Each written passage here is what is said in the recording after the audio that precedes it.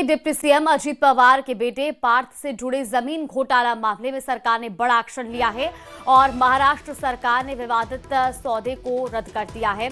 पूरे मामले पर डिप्टी सीएम अजीत पवार ने कहा कि समिति 1 महीने में रिपोर्ट सौंपेगी और इसके साथ ही उन्होंने ये भी कहा कि अब उस जमीन से जुड़े सारे दस्तावेज और लेन देन रद्द कर दिए गए हैं। राजस्व विभाग के अतिरिक्त मुख्य सचिव, पुणे विभाग के आयुक्त और अन्य संबंधित अधिकारियों की एक समिति गठित की गई है जो इस मामले में लगे आरोपों की जांच करेगी।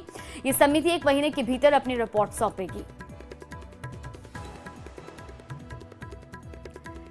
तो महाराष्ट्र में जमीन घोटाले से जुड़ी ये बड़ी अपडेट आपको दे रहे हैं, जहां इस पूरे मामले पर एक समिति गठित की गई है जो कि 1 महीने में अपनी रिपोर्ट सौंपेगी। डिप्टी सीएम अजीत पवार के बेटे से जुड़ा ये पूरा मामला है और इस मामले की जांच के लिए अब एक समिति भी गठित कर दी गई है।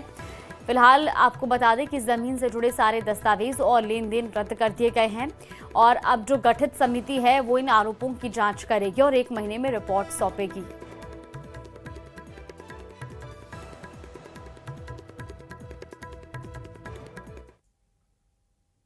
यामध्ये ते जे काही डॉक्युमेंट झालेले होते ते सगळे कॅन्सल करण्यात आलेले आहेत। जो काही व्यवहार झालेला होता तो कॅन्सल करण्यात आलेला आहे।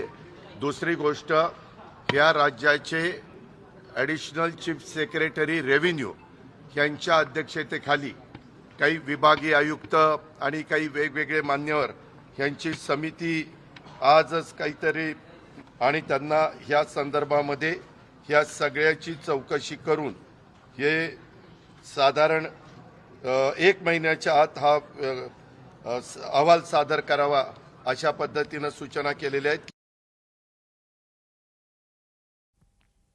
नोटीस त्यांना इश्यू झालेली आहे, त्यामुळे पुढची कारवाई जी काही ती होईल। पण हे जरी झालं तरी देखील जी काही क्रिमिनल केस दाखल झालेली आहे ती यांनी संपणार नाही। त्या संदर्भातल्या ज्या काही अनियमितता आहेत त्याला जो कोणी जबाबदार असेल त्याच्यावर पुढची कारवाई होईल।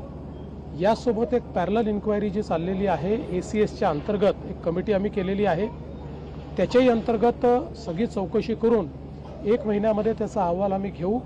त्याच्यामध्ये याची किती व्याप्ती आहे, अजून कोण कोण याच्यामध्ये आहेत, या संदर्भातली सगळी माहिती मिळेल आणि मग त्यानुसारच पुढची कारवाई ही केली जाईल। मुख्यमंत्री जी ने स्वयं जांच बिठाई है। हमारे एसीएस रेवेन्यू के खारगे जी है उनके अध्यक्षता में, और 1 महीने में उसका रिपोर्ट भी मंगाया है। तो जो भी है दूध का दूध पानी का पानी हो जाएगा।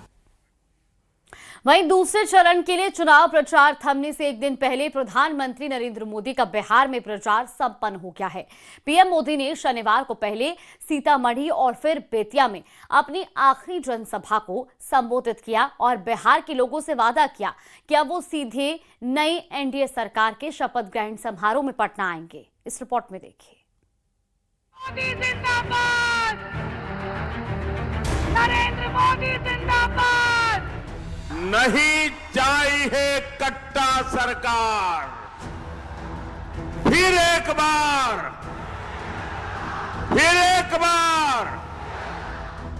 बिहार विधानसभा चुनाव के सियासी रण में पीएम मोदी ने शनिवार को आखिरी रैली की। बिहार में लगातार हुंकार भर रहे पीएम अपने प्रचार के आखिरी दिन भी जमकर गरजे। पीएम मोदी ने शनिवार को सीतामढ़ी और बेतिया में हुंकार भरी।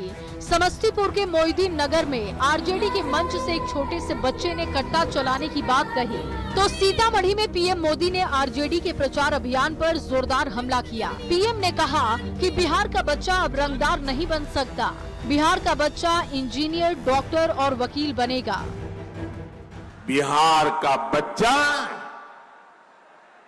रंगदार नहीं बन सकता, अब हमारा बच्चा इंजीनियर बनेगा, डॉक्टर बनेगा, एडवोकेट बनेगा, अदालत में जज बनेगा। सीतामढ़ी में पीएम मोदी ने आरजेडी पर करारा प्रहार किया। पीएम ने कहा कि जंगल राज का मतलब है कट्टा, क्रूरता, कटुता, कुसंस्कार और भ्रष्टाचार। ये कुसंस्कार से भरे लोग हैं, ये कुशासन चाहते हैं। जंगल राज का मतलब है कट्टा, क्रूरता, कटुता, कुसंस्कार करप्शन। प्रधानमंत्री नरेंद्र मोदी ने सीतामढ़ी में नया नारा दिया, नहीं चाहिए कट्टा सरकार, एक बार फिर एनडीए सरकार।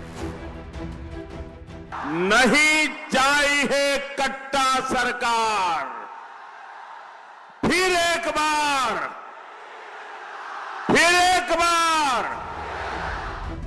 वहीं प्रधानमंत्री के कट्टा और गोली वाले बयान पर प्रियंका गांधी ने निशाना साधा।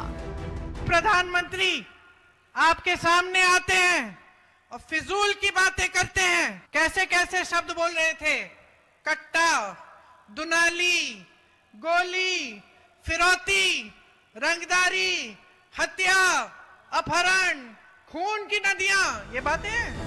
सीतामढ़ी के बाद पीएम मोदी ने बेतिया में चुनावी जनसभा को संबोधित किया। प्रधानमंत्री नरेंद्र मोदी ने लालू और गांधी परिवार को टारगेट किया। पीएम ने आरजेडी को बिहार का सबसे भ्रष्ट परिवार बताया तो कांग्रेस को देश का सबसे भ्रष्ट परिवार बता दिया। ये लोग तो राजनीति में आते ही इसलिए ताकि आपको लूट सके। आरजेडी का जो शीर्ष परिवार है वो बिहार का सबसे भ्रष्ट परिवार है। कांग्रेस का जो शाही परिवार है वो देश का सबसे भ्रष्ट परिवार है। बेतिया में पीएम ने आखिरी रैली को संबोधित करते हुए कहा कि ये इस चुनाव में उनका आखिरी प्रचार है। इसके बाद वो पटना में एनडीए की सरकार के शपथ ग्रहण समारोह में शामिल होंगे। मैं आज जा रहा हूं, आप 11 को वोट डालेंगे, 14 को गिनती होगी और मैं फिर से एक बार एनडीए सरकार के शपथ ग्रहण में फिर से पटना आऊंगा। बेतिया में चुनावी रैली को संबोधित कर पीएम मोदी ने बिहार में चुनाव प्रचार का समापन कर दिया है। पीएम मोदी ने बिहार विधानसभा चुनाव में जोरदार प्रचार किया। पीएम मोदी ने 11 चुनावी सभाओं को संबोधित किया, साथ ही पटना में एक रोड शो भी किया। न्यूज़ 18 के लिए सीतामढ़ी से राकेश कुमार, बेतिया से मुन्ना राज की रिपोर्ट।